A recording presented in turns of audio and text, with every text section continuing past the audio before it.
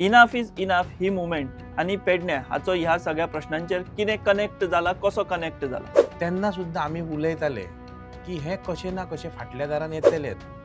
कारण कशें आसलें, मिनिस्टराचो हेतू बरोबर नासलो, कन्सर्न डिपार्टमेंटाचो हेतू सारको नासलो. आमी लिस्ट काडला जाल्यार प्रत्येक आतां कन्वर्जनाचे तेंचे डेट्स वेगळे वेगळे आसा. खंयचो जानेवारीन जाला, खंयचो मे म्हयन्यान जाला, अशें जाला. सो तेंच्यांनी ते होलसेलान बंद केले आनी रिटेलान घातले. पण तांकां करपाचें आसा हें फायनल आसा.